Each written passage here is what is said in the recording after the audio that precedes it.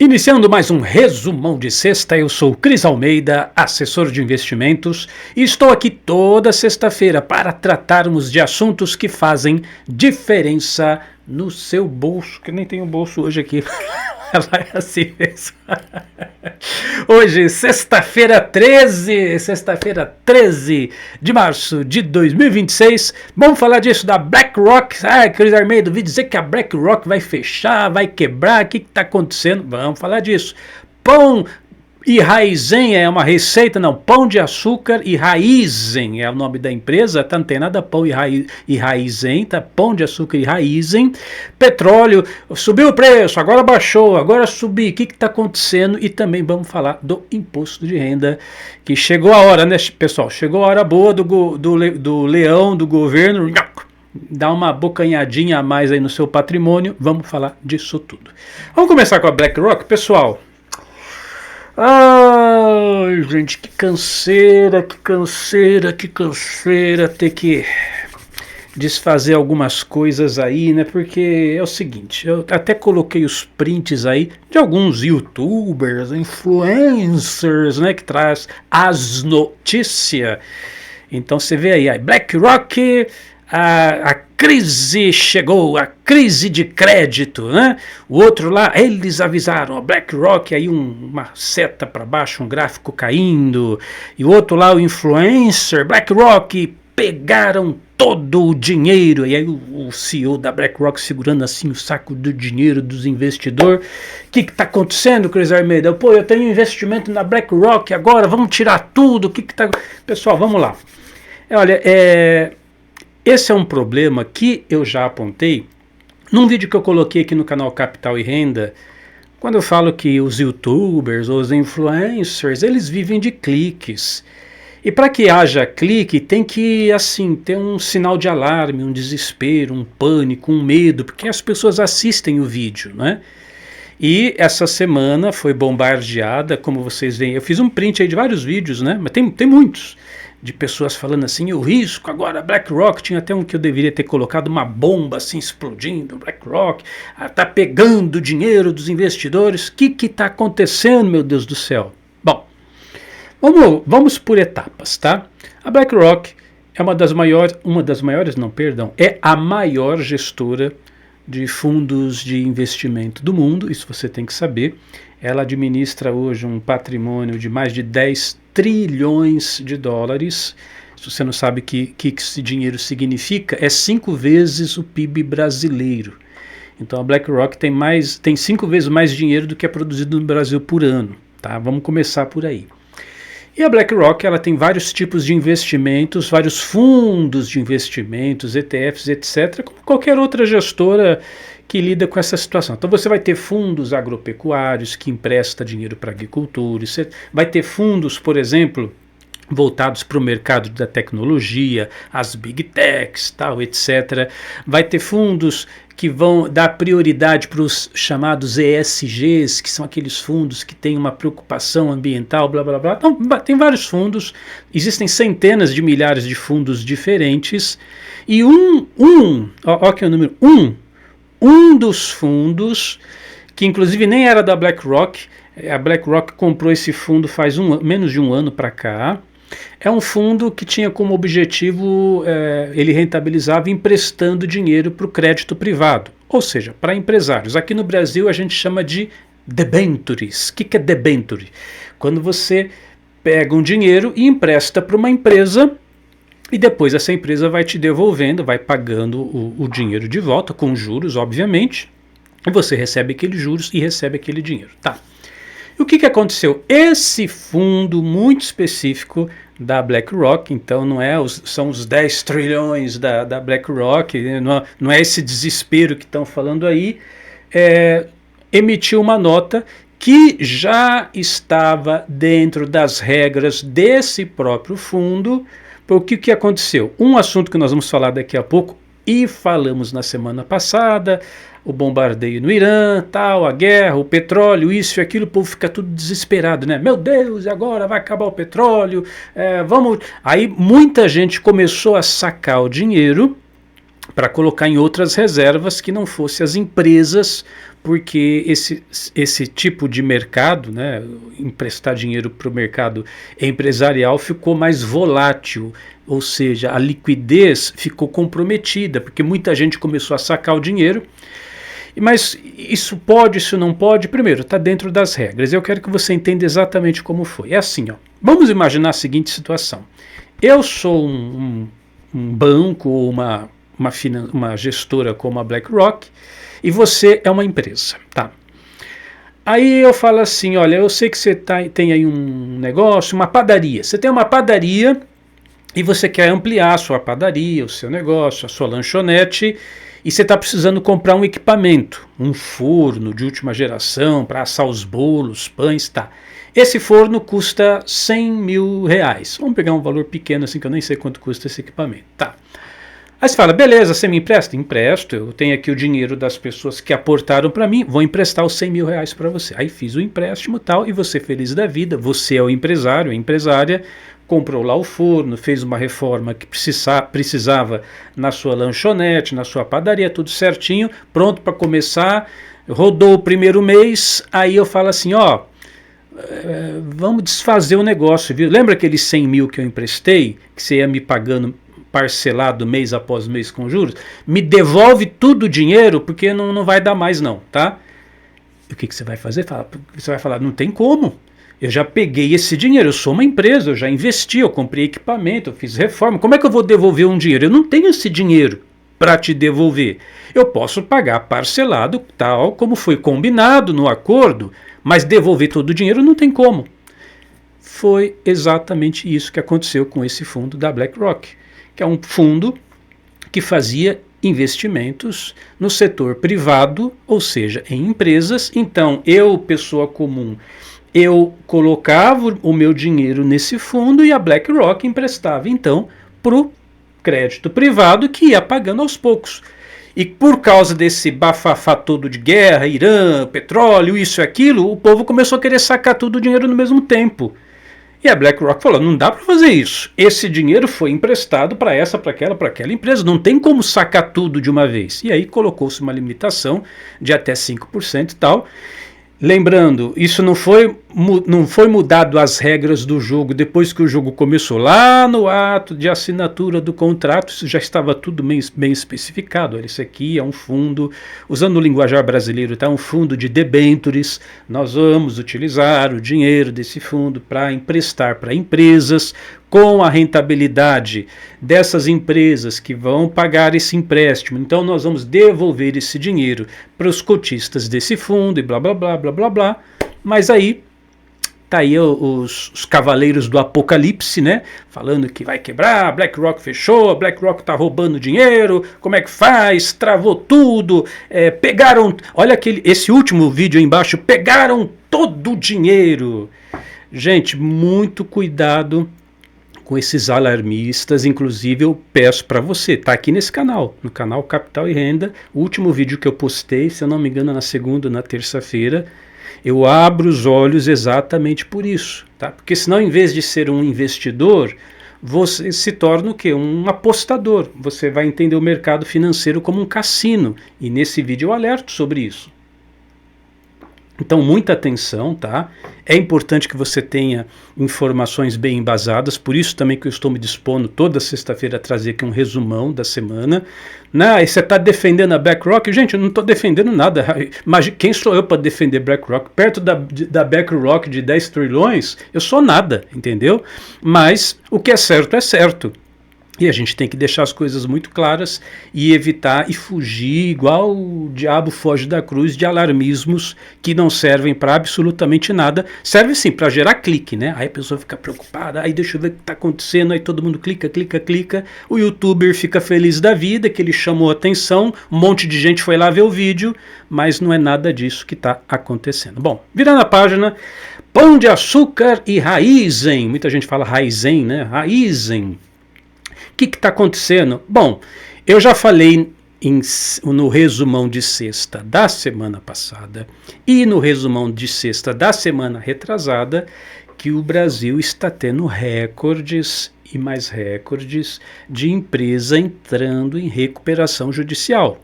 Está ficando um cenário muito complicado. Já alertei vocês também que toda essa alta da Bolsa, que agora já não está mais tão alta, né? Agora já começou a dar uma quedinha de novo. Eu falei, pessoal, essa alta da Bolsa brasileira, ela não é uma alta real, ela é uma alta artificial, porque tem muito dinheiro do gringo entrando e eles estão comprando assim, a revelia, compra o que tem aí, mas não é bem por aí. O cenário empresarial brasileiro está muito e põe muito complicado. Muitas empresas indo para o Paraguai e outros países próximos daqui. Você sabe disso, né? A última que eu fiquei sabendo era a Lupo, né? Saiu do Brasil, foi lá para o Paraguai. E no pior dos casos, as empresas estão fechando. Essa que é a verdade. E aí o Pão de Açúcar e a Raízen está indo pelo mesmo caminho. O Pão de Açúcar devendo uma mixaria de uns 4,5 bilhões, a Raízen devendo aí mais de, eu não me lembro exatamente quanto que é o valor, 60 e poucos bilhões, acho que 65 bilhões, se eu não me engano, depois vocês confiram aí, tá?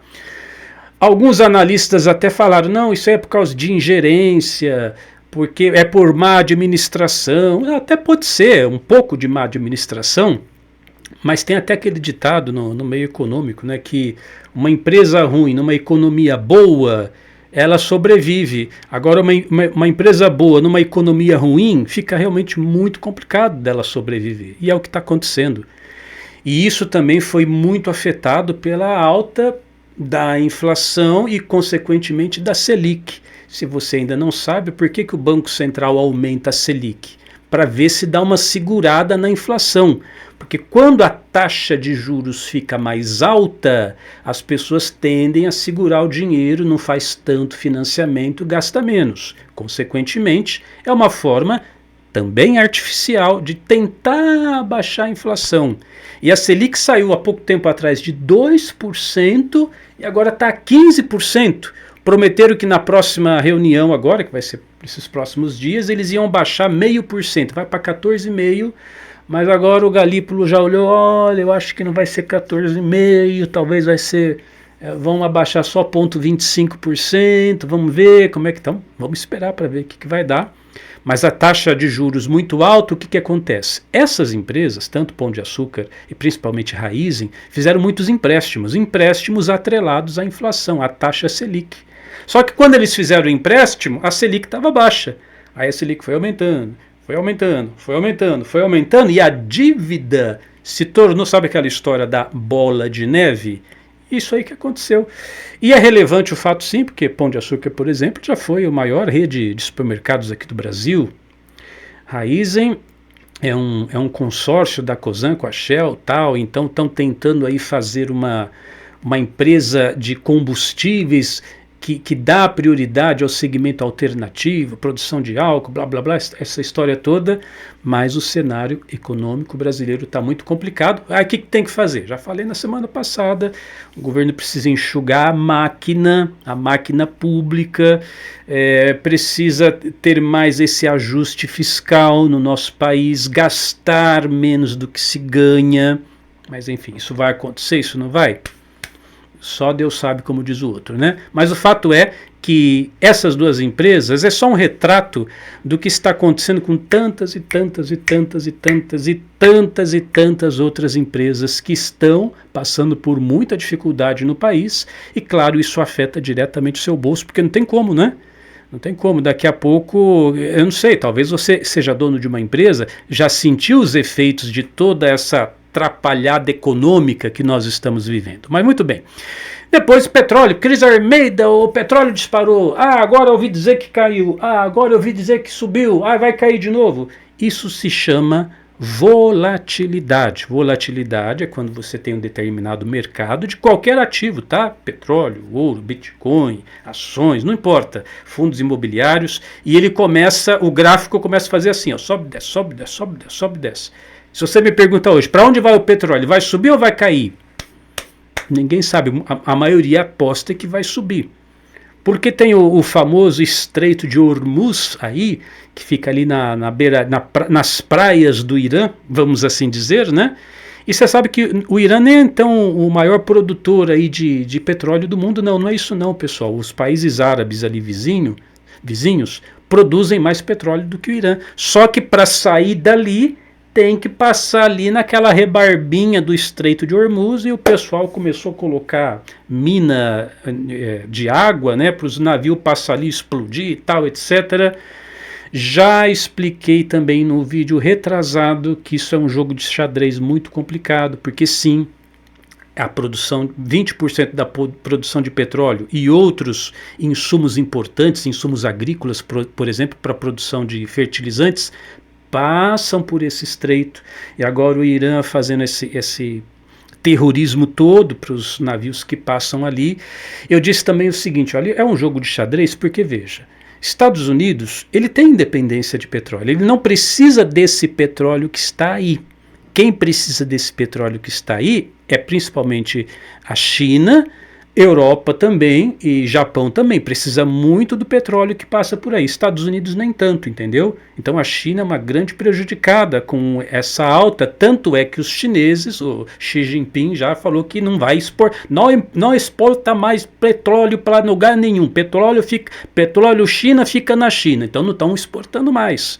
O Brasil também tem uma autossuficiência de petróleo, só que diferente dos Estados Unidos, essa autossuficiência é assim, tá, que a gente tem bastante petróleo também, só que a Europa ficando sem petróleo, quem paga mais leva mais, né?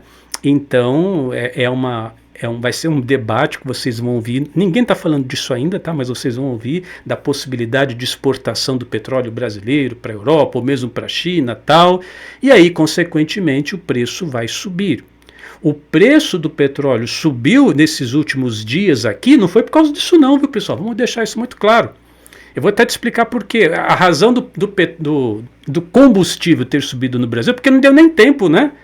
Veja, isso aí aconteceu essa semana, até o navio sair de lá. Vamos imaginar que esse navio fosse chegar aqui no Brasil, nossa, ia levar ali 2, 3 semanas. Não deu tempo disso acontecer ainda. Mas o povo ficou desesperado, é igual as notícias lá, o primeiro slide. Meu Deus, vai faltar petróleo. Meu Deus, vamos abastecer logo, vamos encher o tanque, vamos fazer um reservatório. Aí todo mundo começou a encher o tanque, porque todo mundo está falando, vai subir. E o que acontece? Profecia autorrealizável. Todo mundo fala que vai subir e sobe mesmo. O nosso governo, o presidente Lula, até tentou dar uma acalmada nisso aí, coisa que já devia ter feito há muito tempo. Deu uma reduzidinha no imposto. Só um pouquinho, dava para reduzir mais, né? Vamos dizer assim, o mandato inteiro, imposto. Agora não, como é que diz o outro? Aos 45 do segundo tempo, deu uma reduzidinha. Ô Lula, dá para baixar mais, viu? Dá para tirar o ICMS. E isso aconteceu. Em 2022, o governo anterior, ele tinha tirado o imposto dos combustíveis, e aí o TSE, na época, que era dirigido pelo senhor Alexandre de Moraes, a Carmen Lúcia e o Toffoli, os três estavam ali cuidando do TSE, e falaram, não, porque não pode abaixar imposto de combustíveis, porque isso aí vai ser configurado como crime eleitoral, porque como é que você vai reduzir o imposto do combustível em ano eleitoral? Então não pode, deu toda aquela confusão, que o brasileiro tem memória muito curta, né? Não vai se lembrar, mas isso aconteceu em 2022, e agora 2026... mas estamos em ano eleitoral, então o Lula tirou o imposto agora em ano eleitoral, não vai poder também? Como é que é? Como é que faz isso? E o negócio do Vale Gás também, como é que fica em ano eleitoral tudo isso? Mas isso não é falado, isso é outra conversa, aí é mais a questão da politicagem, né, que claro, afeta a economia, mas o Brasil não é fácil não, né, pessoal? Vocês sabem muito bem, mas enfim, o Brasil hoje, aqui ó, realidade, sexta-feira 13... O combustível subiu, ainda não é por causa do problema do Irã, tá? É que o povo está muito desesperado com a possível falta, e aí a possível falta acaba gerando a falta, muita gente procurando, lei da oferta e demanda, e aí acontece essa tragédia toda aí com os preços, tá? E o imposto, o leão, O leão já está sedento, né? Sedento, querendo abocanhar, nem que seja um pedacinho da sua renda. Aí você vai falar assim, ai, Cris Almeida, mas no meu caso, não. Eu tô sossegado porque já teve aquela lei lá do governo que aumentou o limite até 5 mil. E, Cris, eu ganho menos de 5 mil, então eu tô sossegado, não vou precisar fazer a declaração. Pera, você não entendeu. Você não entendeu. Esse limite aumentado de 5 mil foi, autorizado esse ano, mas é válido para o próximo governo. Tá? Esse ano não mudou nada. Tá, entendeu? Então, se você ganha até 5 mil, tem que fazer declaração normal, não mudou nada. Esse limite dos 5 mil foi muito falado, né? Nós vamos reduzir agora, até quem ganha 5 mil, blá blá blá, mas a validade disso só na declaração de 2027, o próximo governo que se vire, eles que lutem depois, enquanto estamos aqui, porque poderia ter feito isso no primeiro ano de mandato, vocês concordam comigo? Olha, começamos um novo mandato, já vamos reduzir agora aqui, a partir de hoje, já está válido aí um novo limite para o imposto de renda. Deixou para o último ano, para que a validade recaia sobre o próximo governo que virá, tá? Então, não tem essa história de limite ainda, possivelmente você vai sim fazer a declaração do imposto de renda, mas eu vou te dar uma ajudinha, vou te dar uma colher de chá. Eu vou gravar um vídeo especial só sobre isso, tá bom? Eu vou gravar esse vídeo possivelmente na segunda ou mais certamente na terça-feira. Por quê? Porque você ainda não consegue fazer a declaração, ainda não tem essa disponibilidade no site da Receita.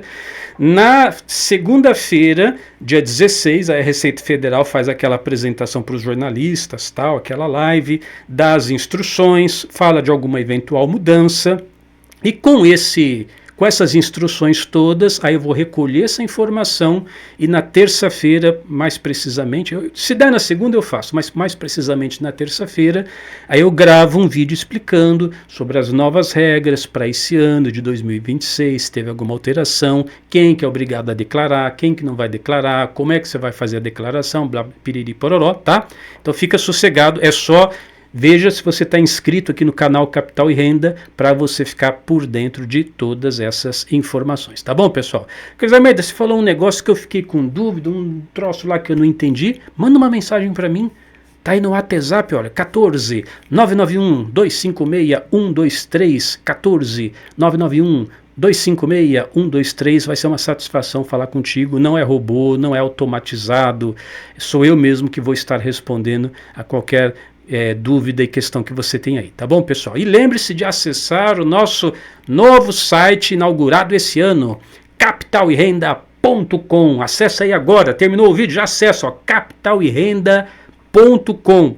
Cada dia estou colocando uma melhoradinha no site, colocando ali algumas novidades, informações que vão agregar valor na sua vida. Tenho certeza que você vai gostar bastante, inclusive das ferramentas sobre investimento, sobre aplicações que nós estamos colocando nesse site, capitalerenda.com.